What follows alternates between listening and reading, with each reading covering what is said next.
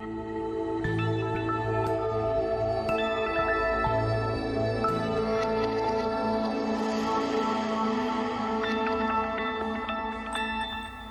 everyone and welcome back to my studio. We've just had school holidays and I've done quite a few projects for the kiddies, and as much as I enjoyed it, I am ready to start with some new lessons, more for the adults. So I wanted to tell you that we are going to start with an oil painting. And I must admit that I haven't painted with oils since I think high school. Back then that was one of my preferred mediums, and then life happened and I worked for quite a few years, and 4 years ago when I decided to take up art full-time, I ventured into mixed media and are working primarily with acrylics. So I decided that we are going to do an oil painting together. So I'm going to break up this lesson into a few weeks, mainly because oils, there is some drying time needed for layers in between. And yes, so we are going to do that, and I'm not a very great landscape artist. I'm more into portraiture, but for beginners that might be a bit daunting and challenging, and like I said, I haven't painted with oils for a long time, so I decided we are going to paint a beautiful protea flower together on a large canvas. So for this first lesson, I will basically introduce, for those of you who have never used oils before, introduce the paints and the mediums and the tools and things that we will require to do this painting. And yes, let's paint a protea. I hope you enjoy it. Okay, so this is Dala's catalog, and I am at the oil paint section, and here they've got listed all the different colors that they have available. Dala has 32 different oil paint colors, including black and white. And then of course you can also buy the white oil in a large, in a 90 milliliter tube. And they also have, for beginners, they also have the oil paint set with 6 50 milliliter tubes. And then of course they also have gold, silver, bronze and copper oil paint. Now I have got silver oil paint here, and I've worked with it in one of my mixed media paintings before, and it is beautiful. It is a beautiful color, and I love working with it. So yes, here are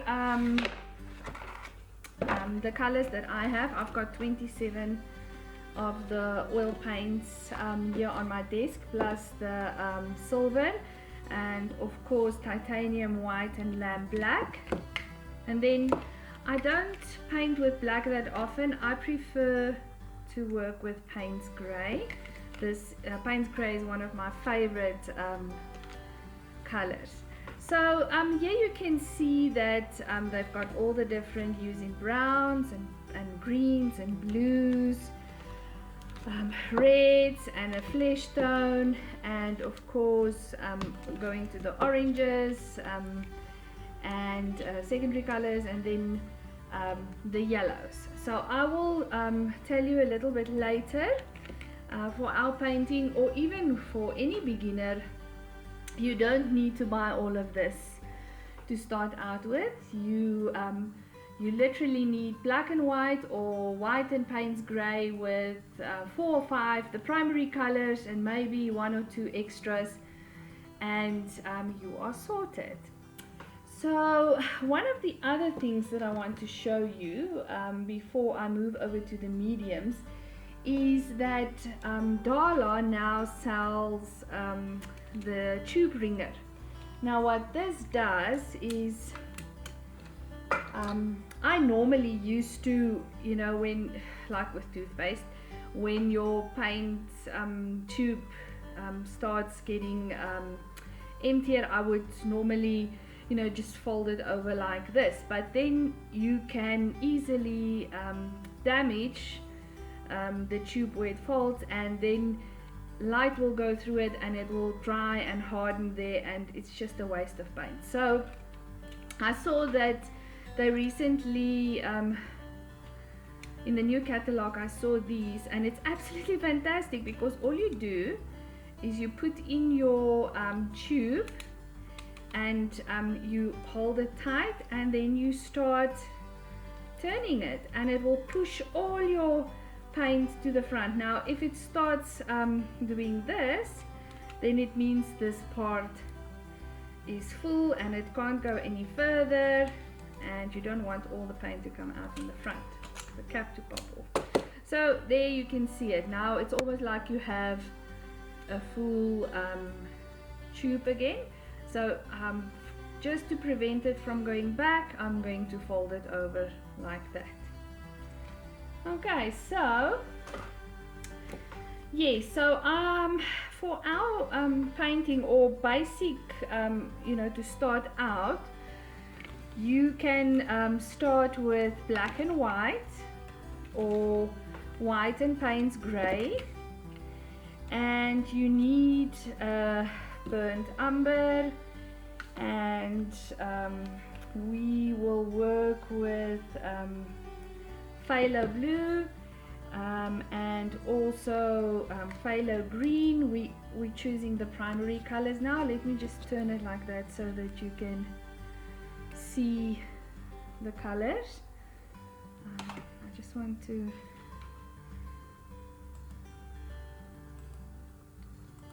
take the autofocus off. Okay, and then we will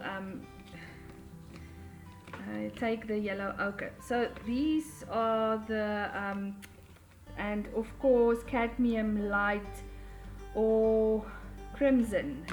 Okay, so these are the primary colors, and then we'll just add a green. You can mix green with blue and yellow, but we'll just add the green and the burnt umber, and because we are going to paint a protea, I'm just going to add permanent rose and raw sienna. Okay, so that is what we will use for our protea painting. So let me just take these away and explain to you, show you and explain to you about the oil paint mediums.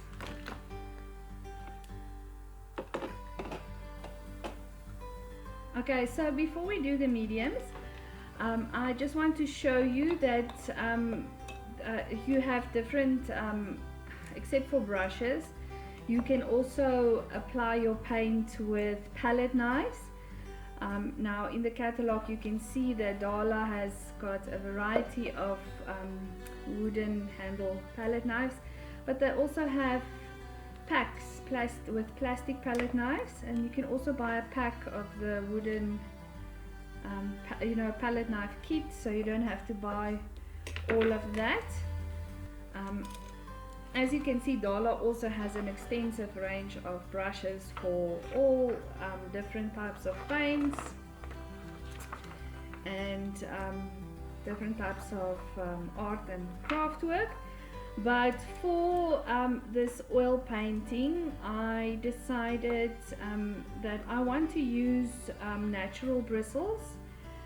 Because we're going to do some blending work in the protea, I also want a brush that is got soft edges, but that's also got a, you know, stiffer bristles.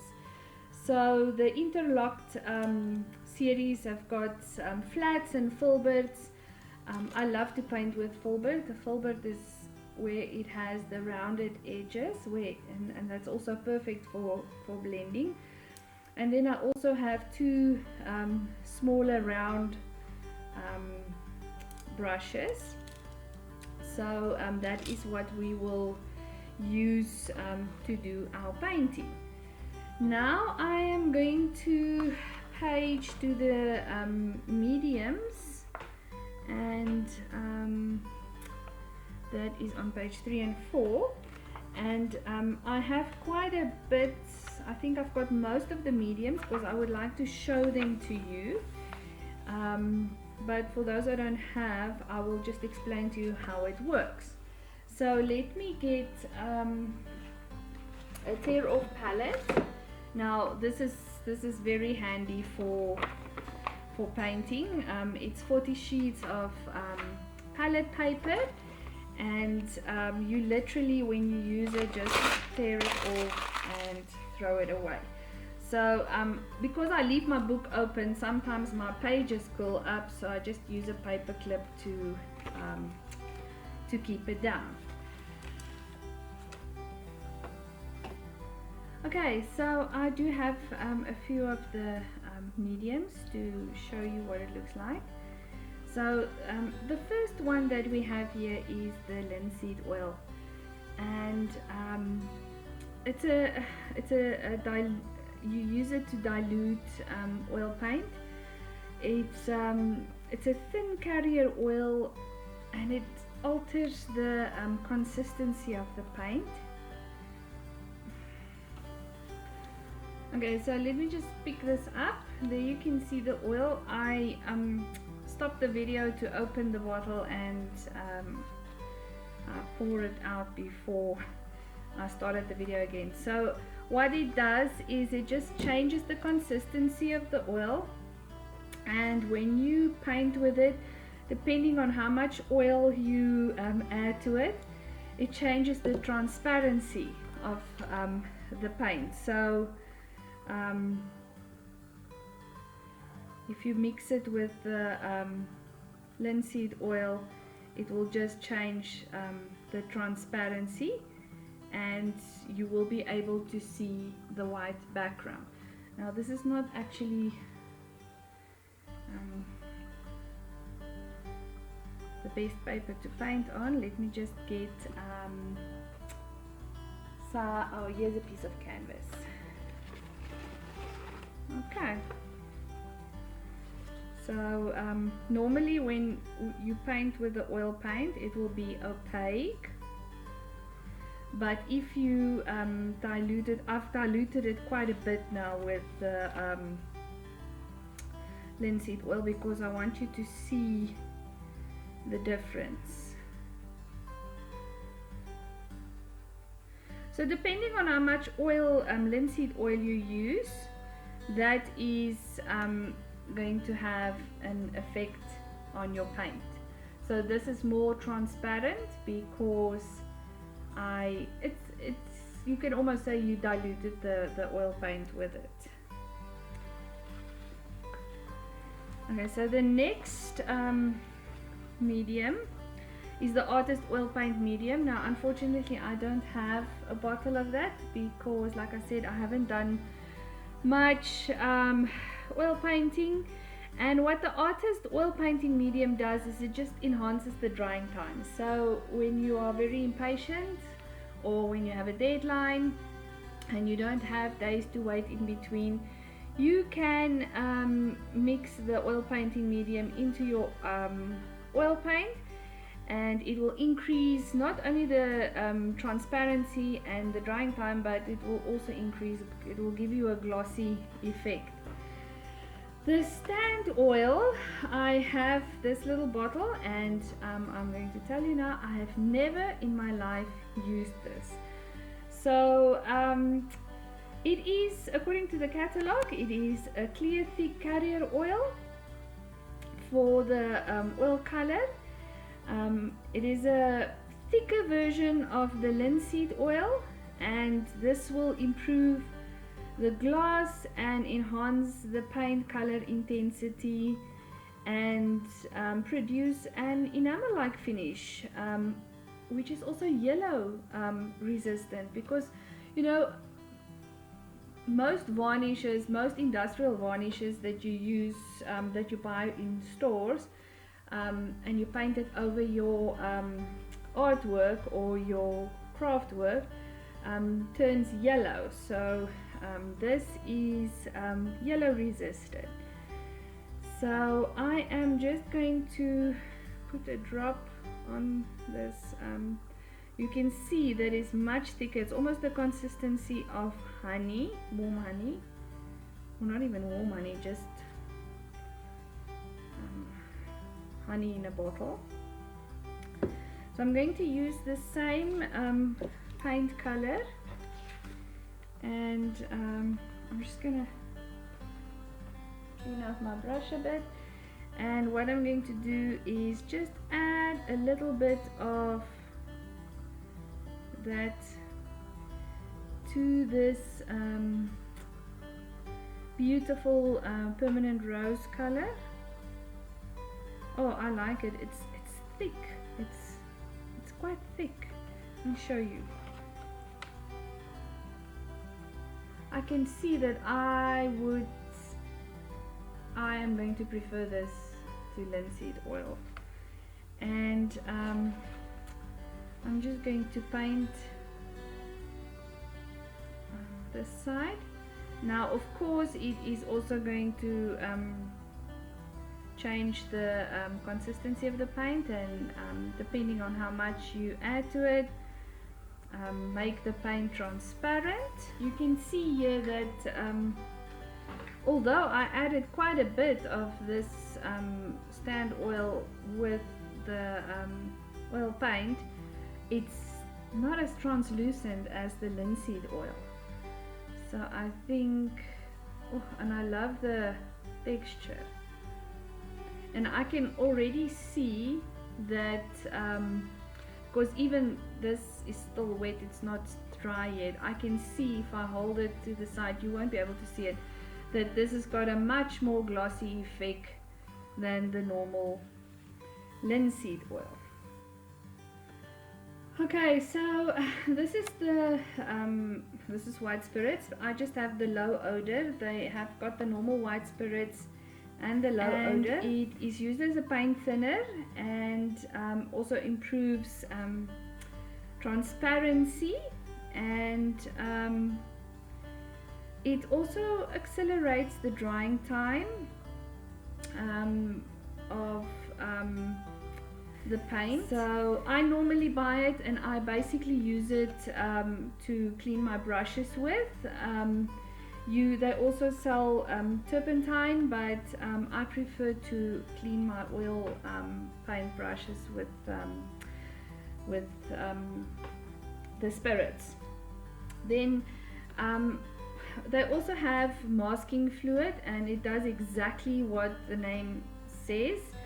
It masks off areas where you don't want to paint over. So I've used this many times in my mixed media and watercolor paintings. It's really good for watercolor paintings. I've never used it in an oil painting, and I'm pretty sure we are not going to use it when we paint our protea. And I've painted some of it here just to show you what it looks like when it's dry, for those of you who don't know what it is and how it works. But it is winter and it's cold, cooler temperatures, so it's not dry yet. So a little bit later I will see if it's dry enough to peel off. But basically what happens, it's almost like a glue.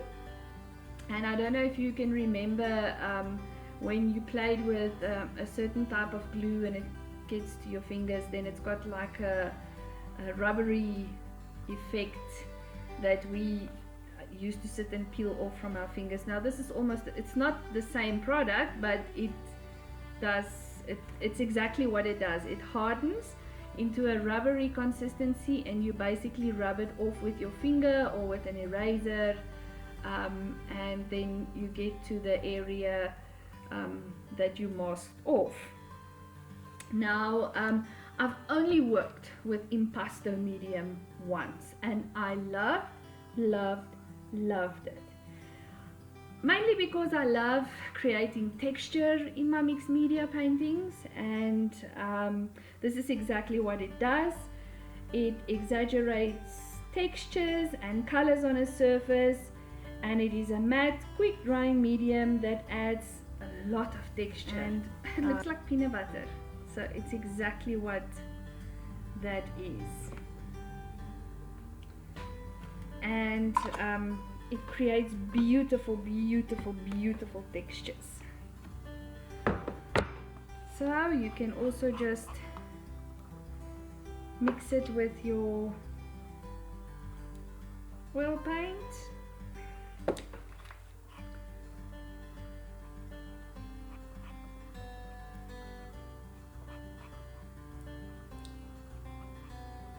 You can also see that it does not change the color of the paint.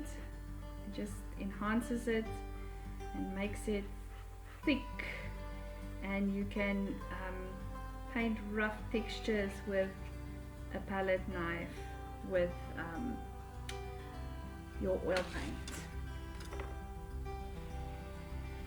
And that is it. That is all the different mediums from the Dollar catalog, and I am going to this is not dry enough. Oh yes, it is. See, this is what the masking fluid does. So it basically just, okay, it's not dry in the middle, but on the edges it's dry enough. Just peel it off, and it's got like a elasticy, rubbery effect when it's dry, basically so that you can take it off easily.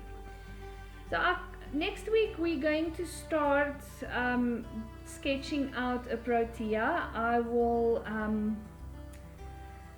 add some links to next week's video with reference pictures. If in the meantime, if you want to go and look for your own reference picture, you are welcome. And then we will start next week with different ways of how to get your sketch onto the canvas, especially for those of you who can't draw or don't know or not very good with drawing. There's various ways that you can transfer your reference onto your canvas, and we will discuss and do that next week, and then we are going to start painting our protea. I hope you found this tutorial useful, and yes, see you next week.